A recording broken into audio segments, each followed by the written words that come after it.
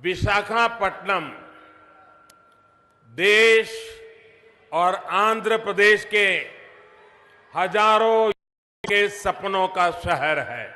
के लोगों के लिए उज्जवल भविष्य का निर्माण करना, उनकी आशाओं आकांक्षाओं को पूरा करने का निरंतर प्रयास करना केंद्र सरकार की प्राथमिकता में है।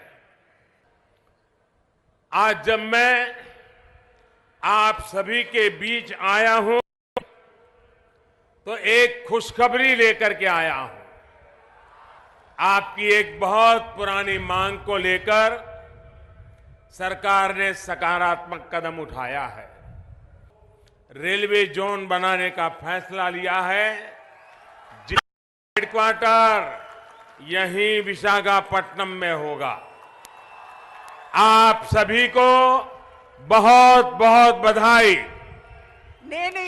सरकार का ये फैसला आंध्र प्रदेश रीऑर्गेनाइजेशन एक्ट के तहत यहां के विकास को गति देने की तरफ एक और बड़ा कदम है। इससे विशाखापट्टनम समेत ईस्ट कोस्ट रेलवे पर स्थित कई अहम क्षेत्रों तथा बेहतर रेलवे कनेक्टिविटी का लाभ मिल पाएगा। इससे आप लोगों की सुविधा तो बढ़ेगी ही, यहां की अर्थव्यवस्था को भी बल मिलेगा और रोजगार के नए अवसर भी बनेंगे। ये फैसला केंद्र की एनडीए सरकार के आंध्र प्रदेश के विकास के प्रति कमिटमेंट को साफ साफ दिखाता है। ये उन दावों की भी पोल खोलता है जो अपने राजनीतिक वजूद को बचाने के लिए, अपने भ्रष्ट आचरण को छुपाने के लिए दिन रात आंध्र की जनता के सामने लगातार झूठ पे झूठ, झूठ पे झूठ बोल रहे हैं। ये वही है जो आंध्र के बेटे बेटियों को आगे बढ़ाने के बजाय अपने बेटे बेटियों को स्थापित करने में जुटे हुए हैं। साथियों, विशाखापट्टनम के एयरपोर्ट को अंतर्राष्ट्रीय स्तर का बनाना हो या फिर 6 लेन का नेशनल हाईवे बनाना हो, आईआईएम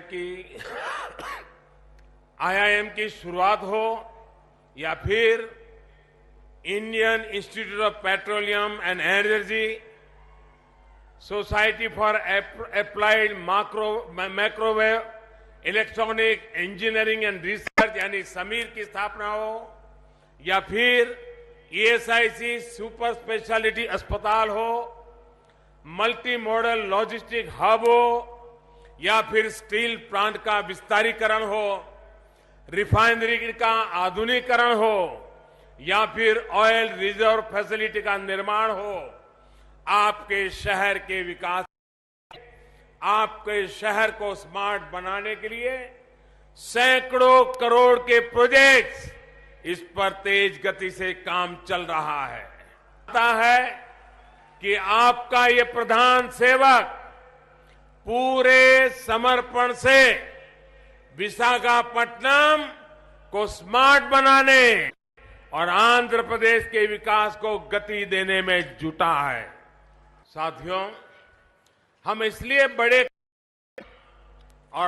फैसले प्रामाणिकता के साथ तेजी से ले पाते हैं क्योंकि हम पूरी ईमानदारी से, पूरी निष्ठा के साथ आपकी सेवा करना चाहते हैं, आपके जीवन को आसान बनाना चाहते हैं। हमारे ऊपर कोई बैगेज नहीं है, ये डर नहीं है कि कोई फाइल खुल जाएगी तो क्या होगा। डरता वही है जिसने पाप किया हो, जिसने गलत मंशा से काम किया हो। यही डर हमारे विरोधियों को खाए जा रहा है, जिसमें बड़े बड़े दिग्गज और अपना खुद का राजवंश स्थापित करने की कोशिश में लगे लोग भी पूरी तरह शामिल है।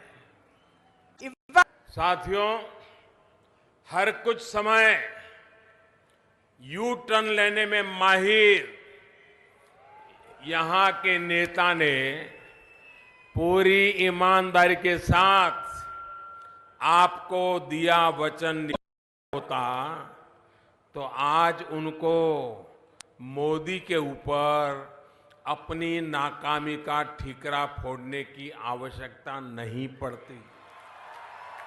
सोचिए, आज वह ऐसे लोगों के सामने गुहार लगाते नजर आते हैं जिन्होंने तेलुगु अस्मिता को रौंदने में कोई कसर नहीं छोड़ी।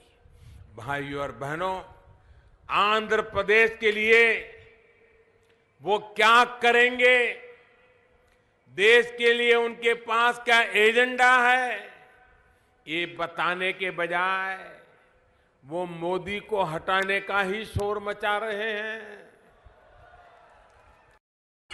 मोदी को वो इसलिए हटाना चाहते हैं क्योंकि गरीब की, किसान की, दलित की, वंचित की, शोषित के जीवन में सकारात्मक बदलाव आ रहा है। मोदी को वो इसलिए हटाना चाहते हैं क्योंकि बिचौलियों, दलालों, भ्रष्टाचारियों के विरुद्ध सख्ती से मोदी कार्रवाई कर रहा है। मोदी को वो इसलिए हटाना चाहते हैं क्योंकि आज देश हित के और देश हित में कड़े और बड़े फैसले लिए जा रहे हैं। मोदी को वो इसलिए हटाना चाहते हैं क्योंकि नए हिंदुस्तान की रीति और नीति दोनों बदल रही है। साथियों, देश को, आप सभी को इन लोगों का एजेंडा समझ आ गया है। महामिलावट का ये खेल अब देश पूरी तरह समझ गया है।